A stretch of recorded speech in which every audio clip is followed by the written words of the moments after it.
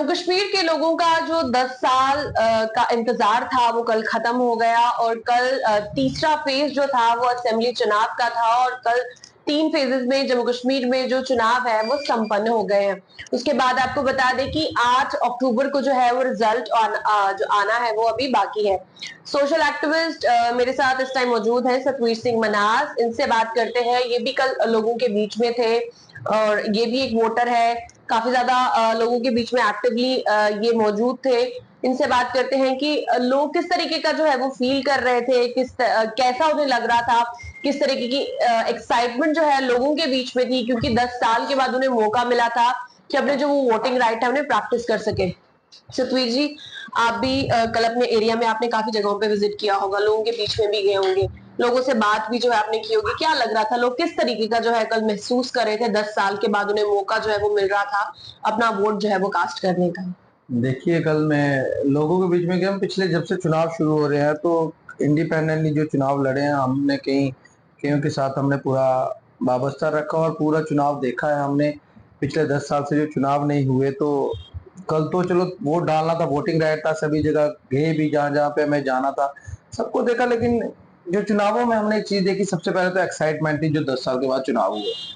और thanks to Supreme Court of India, जिसने ये फैसला करके रखा हुआ था कि आपको 30 सितंबर से पहले पहले चुनाव का करवाने हैं, संपन्न करवाने हैं।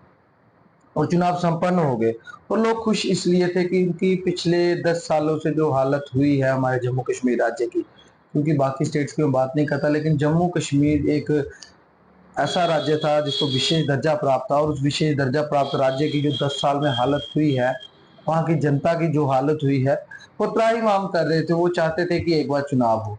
अब चुनाव हो चुके हैं, तीनों फेज के चुनाव हो चुके हैं, अंतिम फेज के बचे थे।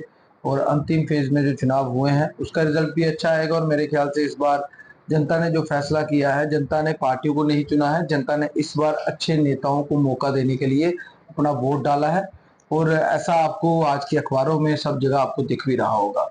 वोटर टर्नआउट की बात करें तो 65% से ऊपर जो है वोटर टर्नआउट जो है वो इस बार देखने को मिला है। और वहीं पर कुछ ऐसी कॉन्स्टिट्यूएंसीज भी हैं जहां पर 75 से भी ऊपर जो है वोटर टर्नआउट जो है वो गया है। क्या कहेंगे इसके ऊपर? इसके बारे में हम यही कहेंगे, यहाँ के लोगों ने अगर इतना बढ़ चढ़कर मतदान दिया है तो कुछ सोच के ही दिया होगा, क्योंकि जनता परेशान थी। और कहीं पे तो उनको ऐसा चेहरा दिख गया लीडर के रूप में, जिनको लगा कि नहीं, इस बार वोटिंग हमने इसके हक में करनी है। देखिए ना, पार्टी से भी अगर कोई बड़ा होता है तो वो लीडर होता है। मैं बता देना चाहता हूँ, अगर इस बार आप देखिएगा जब रिजल्ट आएंगे कितने इंडिपेंडेंट लोग जीत के आएंगे, तो वो इंडिपेंडेंट लोग कैसे जीतेंगे? क्योंकि पार्टी तो कहती है हम ही बड़े हैं, हमसे बड़ा कोई नहीं। फिर भी वो जीत के आएंगे। तो ये कहने की बात है, पार्टियां लीडर से होती हैं। अगर लीडर ही खराब होगा तो पार्टी भी खराब होगी। पिछले 10 साल से आपने देखा है कि प्रधानमंत्री मोदी जी कितने अच्छे तरीके से पूरे देश में अपनी पार्टी को चला रहे हैं, और उसके बावजूद भी कहीं उनके खिलाफ एंटी इनकम्पेंसी है। तो किस वजह से है? वो पार्टी की वजह से नहीं, पार्टी की लैक ऑफ लीडरशिप की वजह से।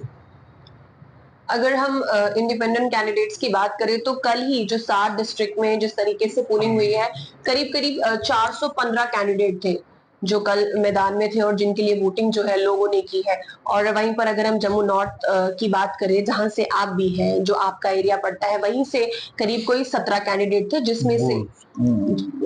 जिसमें से जो है 15 से 17 के करीब जो थे वो इंडिपेंडेंट थी, ये पता चला है।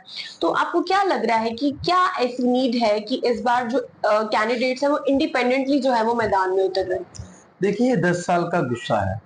बहुत सारे लोग सड़कों पे लड़े हैं और उनको लगा कि नहीं, हमें इस बार चुनाव है। और मेरे ख्याल से जम्मू नॉर्थ में सबसे ज्यादा कैंडिडेट उतरे थे चुनाव में। लेकिन कहने का ये आश्चर्य है कि ये सब गुस्से की वजह से है।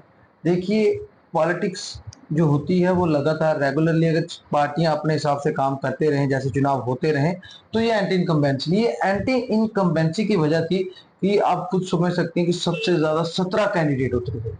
कहीं पे 3 थे, कहीं पे 4, कहीं पे 5 थे, यहाँ पे 17 थे। तो कहने का मतलब है, ये जिन्होंने 10 साल में किया है उसका एक नतीजा है, उसका नतीजा है। अगर ये पार्टियां खुद में इतनी मजबूत होती, इतना अच्छा किया होता, तो मेरे ख्याल से 17 कैंडिडेट नहीं होते। और मेरे ख्याल से जम्मू कश्मीर में इस बार इंडिपेंडेंट कैंडिडेट बहुत ज्यादा जीत के आ रहे हैं। और हो सकता है कि जम्मू नॉर्थ में इंडिपेंडेंट कैंडिडेट जो है, मैं सबकी बात नहीं करता, आपको पता है अमर उजाला की 2-4 दिन पहले लिस्ट आई थी, तो उसने अखबार में कोट डाला हुआ था जिसमें मुकाबला बताया गया था। और मैंने पहले कहा था कि मुकाबला त्रिकोणीय होगा, और त्रिकोणीय में उन्होंने बता दिया था कौन कौन था। ये भारतीय जनता पार्टी थी, नेशनल कॉन्फ्रेंस थी, और एक इंडिपेंडेंट कैंडिडेट ठाकर शिवदेव सिंह जी थे। तो कहने का मतलब यह है, इंडिपेंडेंट लोगों का भी वजूद होता है, उनके साथ भी जनता होती है। ये हमें कुछ कम तैयारी करने का मौका कम मिला, लेकिन बहुत अच्छा हुआ, जो भी हुआ बहुत अच्छा हुआ। इस बार मैसेज आएगा उन पार्टियों को कि आप गलत करोगे तो नतीजा भी आपके खिलाफ ही होगा, ये आपको समझना चाहिए। इंडिपेंडेंट कैंडिडेट की आप बात कर रहे हैं और Thakur Shivdev Singh, yes yes yes ji, तो उनके साथ आप थे कैंपेनिंग, बिल्कुल बिल्कुल 100%। लोगों के बीच में गए, तो आपको क्या लग रहा था कि इंडिपेंडेंट कैंडिडेट्स को लेकर आम लोगों की क्या अप्रोच है, क्या सोचते हैं वो इंडिपेंडेंट कैंडिडेट्स को लेकर? वो बहुत अच्छा सोचते हैं, लेकिन इंडिपेंडेंट कैंडिडेट वो पूर्व विधायक भी हैं, वो एक्स एमएलए भी हैं, और इसी कॉन्स्टिट्यूंसी से बोल रहे हैं। तब इस कॉन्स्टिट्यूंसी का नाम होता था जिंद्रा अगरोटा, और मेरे ख्याल से आज तो 3-4 कॉन्स्टिट्यूंसी को मिला के तब एक कॉन्स्टिट्यूंसी होती थी। तब के वो विधायक रहे हैं, उन्होंने काम किए, अच्छे काम किए हैं। इंडिपेंडेंट तो बहुत सारे खड़े हुए थे, लेकिन इंडिपेंडेंट में उनका बहुत बड़ा नाम था, और वो जब लोगों में जा रहे थे, लोग उनसे प्रेम करते हैं, प्यार करते हैं, और वही नतीजा आप जिस दिन बैलेट बॉक्स खुलेंगे आप देखोगे कितने वो वोट लेते हैं, और इतना प्यार लोगों से मिलेगा। और मेरे ख्याल से हमारा जो अपना होम टाउन है फलोड़ा, वहां से तो क्लीन स्वीप कर देंगे, वो सबको कर देंगे।